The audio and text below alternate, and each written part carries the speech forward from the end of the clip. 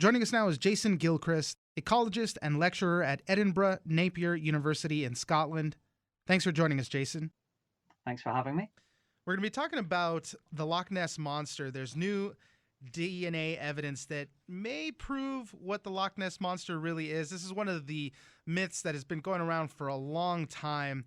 And scientists use this new technique of gathering environmental DNA, or eDNA as it's known, to basically survey all of the water where the Loch Ness Monster should be living, I guess, and see exactly what animals and plants and bacteria actually live there.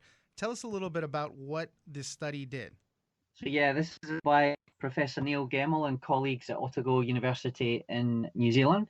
And so they conducted what is the most comprehensive survey of Loch Ness. And essentially their aim is to evaluate the biodiversity of the loch.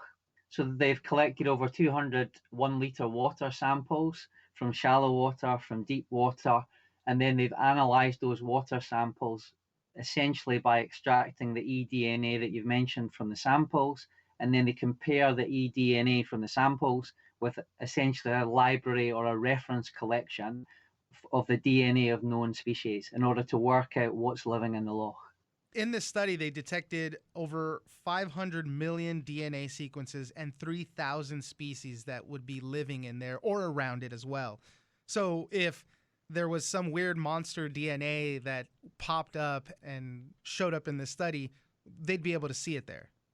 The quick answer to that question is yes.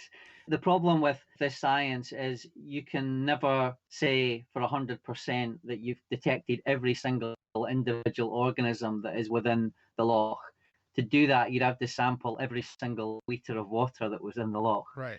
But what the results do suggest, because they've detected a number of terrestrial or land-living species which will live around the loch, so badgers, deer, small mammals like voles and the likes, the fact that they've managed to detect the presence in and around the loch of those animals, which will be relatively rare visitors to the loch, means that if there is a monster or any other species which is actually pervasive or permanently living in the loch, that's a pretty good indication that they should have been able to detect it, yes. And so what's the prevailing theory of what it might have been? So Professor Gemmell in the press conference earlier in the week was suggesting that the plausible explanation from the data that they've collected that might explain the eyewitness accounts of monsters in the loch that have been reported over the years, that it could possibly be giant eels. I'm not a huge fan of that as an explanation, and if I can use a terrible pun, I kind of see it as a red herring, in that the principal basis for suggesting that as a plausible explanation appears to be that eel DNA was found in large quantities right across all the samples that they collected. Now, one possible interpretation of that is that there is a giant eel, but a far more plausible explanation of the plausible explanation is simply that there's lots of eels in the loch. And I guess the thought is that we all know that kind of famous picture of the Loch Ness Monster, of what people think is the Loch Ness Monster, has a big, long neck sticking out of the water. And I guess the theory is a long eel might kind of look like that. So that's probably why that's the prevailing theory.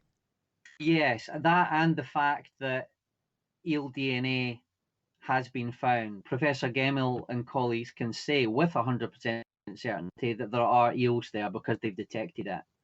So the photograph that you've described and many of the contemporary eyewitness accounts, so the eyewitness accounts from about the 1930s onwards, are often associated with essentially plesiosaur type anatomy or shape. The plesiosaur being an ancient marine reptile that was around at about the same time as the dinosaurs. There is a theory that essentially the fact that eyewitnesses believe that they're seeing this sort of anatomy or shape of an animal is actually linked to plesiosaurs coming into popular culture through paleontology, through the discovery of fossils of plesiosaurs and then their representation within the popular media. So the key point to make there is that the plesiosaur being a giant marine reptile when it was in existence, and they essentially all evidence suggests that they went extinct about 65 million years ago. They're reptiles. And Professor Gemmel's study of the loch did not find any eDNA of any reptile species. So that kind of dismisses that, as far as it can do, as being a possible explanation for the Nessie myth. Jason Gilchrist, ecologist and lecturer at Edinburgh Napier University in Scotland, thank you very much for joining us. Thank you.